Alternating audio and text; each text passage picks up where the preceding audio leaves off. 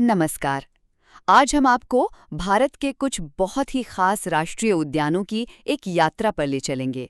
हम उत्तर से शुरू करेंगे और फिर द्वीपों तक जाएंगे। ये जानकारी उन सभी के लिए बहुत काम की है जो पढ़ाई कर रहे हैं या किसी प्रतियोगी परीक्षा की तैयारी में लगे हैं। तो चलिए अपनी यात्रा शुरू करते हैं उत्तर भारत से। सबसे पहले जम्मू और कश्मीर। यहाँ है दाचीगाम राष्ट्रीय उद्यान। ये पार्क खास तौर पर हंगुल यानी कश्मीरी बारासिंगा का घर है, जो इस इलाके की अनोखी पहचान है। इसके अलावा किश्तवाड़ राष्ट्रीय उद्यान भी यहीं है, जो काफी ऊंचाई पर है और हिमालय के वन्यजीवों को बचाने के लिए जाना जाता है। अब आते हैं लद्दाख। यहाँ है हेमिस राष्ट्रीय उद्यान। आपको पता है, ये भारत का सबसे बड़ा नेशनल पार्क है और ये पूरी दुनिया में हिम तेंदुए यानी स्नो लेपर्ड के संरक्षण के लिए मशहूर है। हिमाचल प्रदेश में है ग्रेट हिमालयन राष्ट्रीय उद्यान। इसे यूनेस्को ने विश्व धरोहर स्थल का दर्जा दिया है।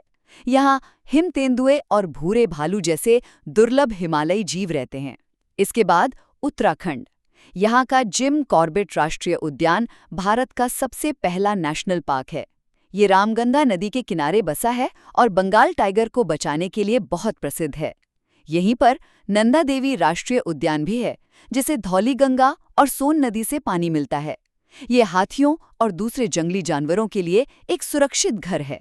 और हाँ, राजाजी राष्ट्रीय उद्यान एशियाई हाथियों की बड़ी आबादी के संरक्षण के लिए बहुत महत्वपूर्ण है। पंजाब की बात करें तो यहाँ हरी के आर्द्र भूमि है। ये सतलुज और ब्यास नदियों के संगम पर है और डॉल्फिन समेत कई जलीय जीवों के लिए एक जरूरी जगह है। हरियाणा में है सुल्तानपुर राष्ट्रीय उद्यान। ये यमुना नदी के पास है और प्रवासी पक्षियों के लिए किसी स्वर्ग से कम नहीं, खासकर सारस क्रेन के लिए। चलिए अब पश्चिम भारत की ओर चलते हैं। राजस्थान में है रणथंभौर राष्ट्रीय उद्यान। ये चंबल नदी से घिरा हुआ है और बंगाल टाइगर देखने के लिए भारत की सबसे अच्छी जगहों में से एक माना जाता है। यहीं पर केवलादेव राष्ट्रीय उद्यान भी है, जहां बाणगंगा, गंभीरी और यमुना नदियों से पानी आता है। ये साइबेरियन क्रेन जैसे प्रवासी पक्षियों के लिए सर्दियों का एक अहम पड़ाव है। अब गुजरात। यहाँ का गिर राष्ट्रीय उद्यान दुनिया में एशियाई शेरों का एकमात्र प्राकृतिक घर है। इसे हिरण, शेत्रुंजी और रावल जैसी कई नदियां सींचती हैं। गुजरात में ही वेलावदर राष्ट्रीय उद्यान भी है, जो काले हिरण यानी ब्लैक बक की बड़ी आबादी को बचाने के लिए जाना जाता है। मध्य भारत में छत्तीसगढ़ में है इंद्रावती राष्ट्रीय उद्यान। इसका नाम इंद्रावती नदी पर रखा गया है और ये दुर्लभ जंगली भैंसों को बचाने में बहुत बड़ी भूमिका निभा रहा है। अब पूरब की ओर बढ़ते हैं। बिहार में है वाल्मीकि राष्ट्रीय उद्यान, जो गंडक नदी के तट पर है और बंगाल टाइगर के लिए एक जरूरी ठिकाना है। पश्चिम बंगाल में है सुंदरवन राष्ट्रीय उद्यान। ये गंगा और ब्रह्मपुत्र के डेल्टा पर बना मैंग्रोव जंगल है और रॉयल बंगाल टाइगर का सबसे बड़ा गढ़ है। यहीं पर जल्दापाड़ा राष्ट्रीय उद्यान भी है, जो तोरसा नदी के किनारे है और एक सींग वाले गैंडों की बड़ी आबादी के लिए मशहूर है। ओडिशा में भितरकनिका राष्ट्रीय उद्यान है, जो ब्राह्मणी और बैतरणी नदियों के डेल्टा में है। ये खारे पानी के मगरमच्छों के संरक्षण के लिए जाना जाता है। और सिमलीपाल राष्ट्रीय उद्यान, जहां बुदबलंग और देव नदियां बहती हैं, हाथियों और बाघों के लिए एक बहुत बड़ा संरक्षित क्षेत्र है। असम का काजीरंगा राष्ट्रीय उद्यान ब्रह्मपुत्र नदी के मैदानों में है और दुनिया में एक सींग वाले गैंडों की सबसे बड़ी आबादी यहीं रहती है। और मानस राष्ट्रीय उद्यान मानस नदी के किनारे है। ये भी एक यूनेस्को विश्व धरोहर स्थल है और जंगली भैंसों सहित कई लुप्तप्राय प्रजातियों का घर है। अरुणाचल प्रदेश में है नामदफा राष्ट्रीय उद्यान, जहां से नुआ दिहिंग नदी बहती है। ये पार्क दुर्लभ लाल पांडा के लिए एक बहुत जरूरी घर है।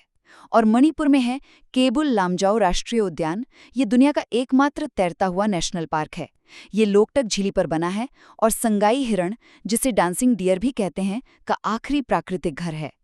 चलिए अब दक्षिण भारत की तरफ चलते हैं। महाराष्ट्र में है ताडोबा राष्ट्रीय उद्यान, जो ताडोबा नदी के आसपास है और बाघों की बढ़ती आबादी के लिए जाना जाता है।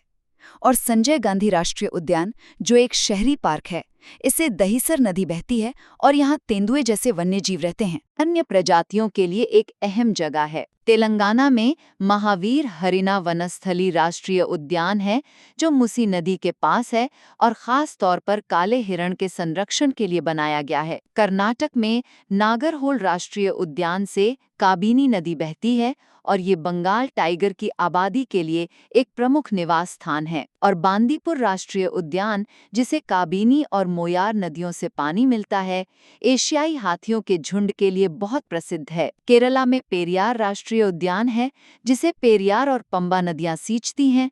ये हाथियों के संरक्षण का एक बड़ा केंद्र है। एराविकुलम राष्ट्रीय उद्यान लुप्तप्राय नीलगिरी तहर के संरक्षण के लिए जाना जाता है।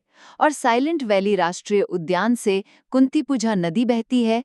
ये प्राचीन वर्षावन शेर पूंछ वाले मकाक का घर है। तमिलनाडु में मुदुमलाई राष्ट्रीय उद्यान मोयार नदी के किनारे है, जो नीलगिरी तहर और अन्य वन्यजीवों को सहारा देता है। और इंदिरा गांधी राष्ट्रीय उद्यान, जिसे अन्नामलाई भी कहते हैं, अलियार नदी द्वारा सिंचित है और हाथियों के संरक्षण के लिए महत्वपूर्ण है। और आखिर में चलिए द्वीपों पर चलते हैं। अंडमान और निकोबार में है महात्मा गांधी मरीन राष्ट्रीय उद्यान।